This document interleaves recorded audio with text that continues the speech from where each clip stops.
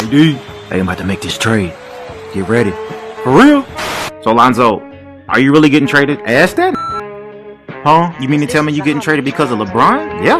I ain't want to say this, but Lonzo, get your bitch ass out of here. 7 free agent / signings for the Los Angeles Lakers to target right now.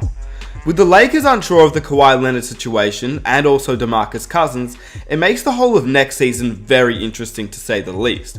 Whilst the LeBron James and Anthony Davis duo is arguably the greatest duo in the league next season, with no Kevin Durant and a return of Anthony Davis onto the court, as great as LeBron James and Anthony Davis are, it takes a team to win a championship, not just two great players. Now, the Lakers have a minor problem. They have waited too long in this year's NBA free agency period to not go all out on Kawhi Leonard, but they have also waited too long to where they lost a few pieces they could have otherwise gained if they hadn't gone for Kawhi Leonard to make their team an all-around good team.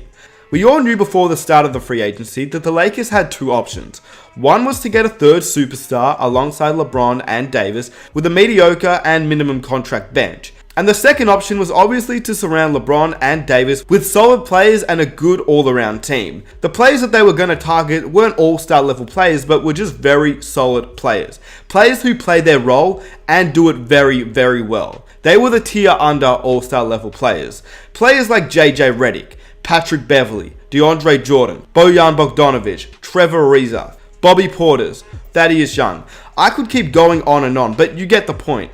All these players are just very solid players, and they all would have fit very well on the Lakers, especially players like JJ Redick, Patrick Beverley, and Trevor Ariza, to name a few. These guys just play their roles extremely well. But to be fair, the Lakers have managed to get Troy Daniels on a 1-year, $2 million deal, which is a pretty good replacement, as they haven't really gained any other shooting guards, and it doesn't seem like they'll go back to Lance Stevenson and the rest of the guys from last season like Cadwell Pope. Now, they also got Jared Dudley, who they signed to a 1-year, $2.6 million deal, and whilst he may not get many minutes on this Lakers squad, he's one of the better teammates in the NBA if you didn't know, and he's a great player to have in the locker room. It takes some of the pressure off LeBron James and Anthony Davis, as he is an old veteran guy that will relieve some of the pain in the locker room, as you just have throughout the season. But that is literally all they have done at the making of this video.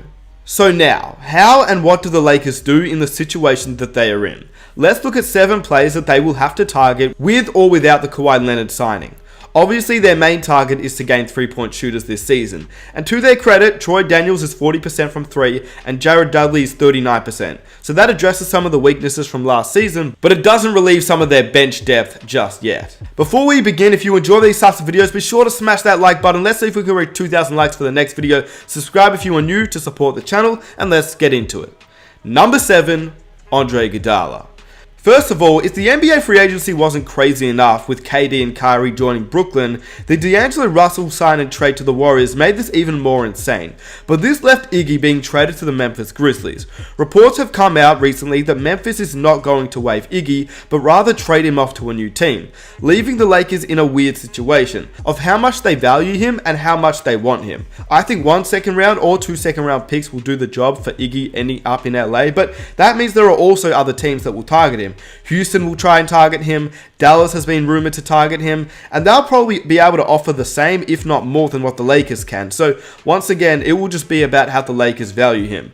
As for the fit though, he would fit perfectly on this team. I mean, when you think about it, a guy like Iggy off the bench, Iggy's shown that he's capable of playing on any team that he's played on, and even at the age of 35, he is still a lockdown defender. Number 6, Marcus Morris. His brother Markieff is signed with the Pistons, but Marcus Morris is still on the board. And he's a player who just played with the Boston Celtics, and with the breakup of Kyrie and Al Horford in Boston, I could see Marcus Morris also joining a new team in this year's NBA free agency. If the Lakers miss out on Kawhi Leonard, I could see the Lakers offering Morris to a little bit of a better contract than any other team could offer him, only for the year though. But I also believe if they can get Kawhi Leonard on this team, Morris could still be a guy that could be a fit on this team too. He's a hard-nosed stretch 4 to play alongside Kuzma and LeBron and Davis, and if one of them heads to the bench or doesn't play throughout the regular season due to injury or they just rest them, he's a guy that could definitely fit in. He averaged 14 points and 6 rebounds last season, but more importantly for the Lakers, he shot 37% from 3, which for a big man is actually very solid, and he will hit them if the defense collapses on LeBron James and Anthony Davis this season, so he'd be a great pickup. Number 5, Kyle Korver. With Kyle Korver expected to be bought out by the Phoenix Suns now, the Lakers reportedly are amongst the teams in the running, according to Woj on ESPN. With the Grizzlies trading Kyle Korver and Javon Carter to the Suns for DeAnthony Melton and Josh Jackson, the Suns plan to waive Kyle Korver, and with his history of playing with LeBron James recently and the chance to play in LA, which is arguably the best destination in the NBA, also the chance to compete for another championship, and the Lakers actually needing three-point shooters to where he would actually get some minutes, it's hard to see him not in an LA Lakers jersey next season. Korver may have the opportunity to reunite with LeBron James in LA and perhaps make a third NBA Finals appearance, which to me is what he will do in my opinion. If he doesn't end up in LA, it would be pretty cool to see him in the Philadelphia 76ers. I mean, that's where it all started, and that would be pretty cool too. Number 4, Carmelo Anthony. Now, I know what you're thinking, and every time anyone brings up Carmelo's name, there is always a little bit of a risk to his name, but just think about this. The thought process for me is that the Lakers are one of the few teams that have been linked to both Amari Stoudemire and Monte Ellis, two players that have been out of the league for a while and who are reaching their mid-30s. And for Stoudemire's age, he's already 36. So for the Lakers to go after these guys, I think you have to put Melo in the conversation too.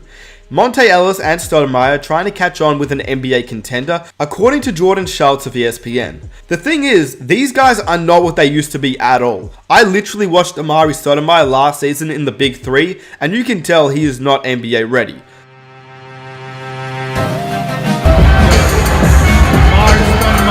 Yeah.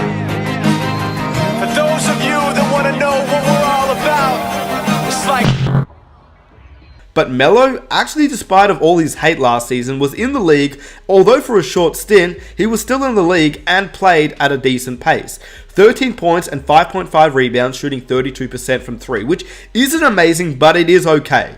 And you'd only imagine that that would improve playing off the bench and playing in a lesser role, getting more open looks. The Lakers don't need anything from him other to be a spot-up shooter off the bench, and it's hard to imagine that him being such good friends with LeBron won't get him a chance to play in LA. So how's it feel to finally come off the bench?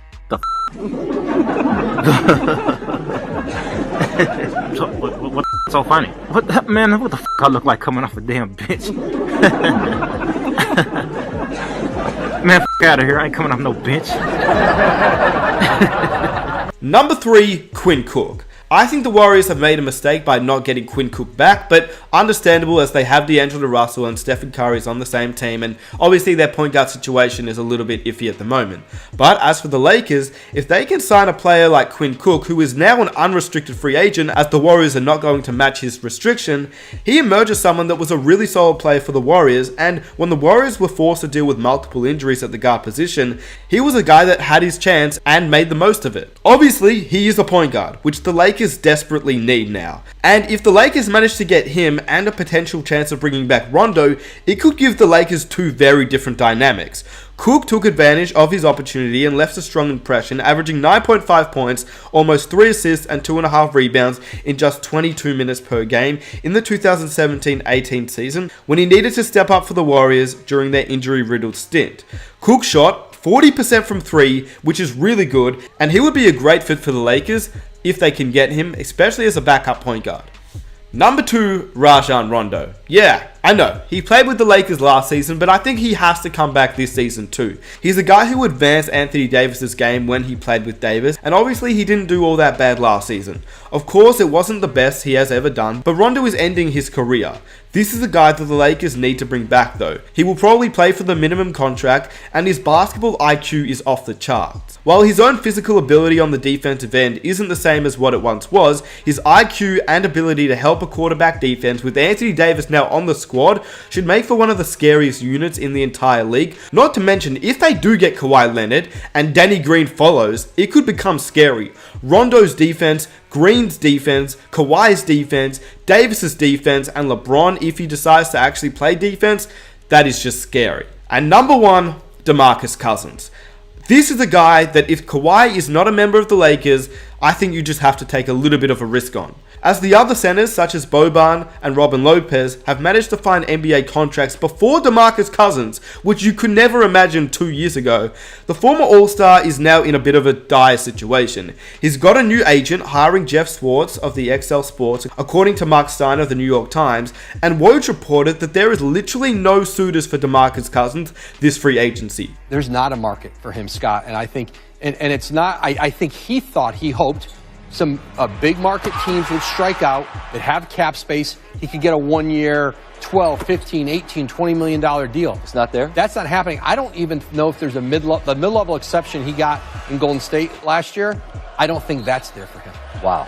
No one is going after him except the Miami Heat, who will have a meeting with him, and now recently there have been reports that the Spurs and DeMar DeRozan are now recruiting him, which low-key, if he ends up going to the Spurs, that is another free agency prediction that I got correct. But let me go back to this.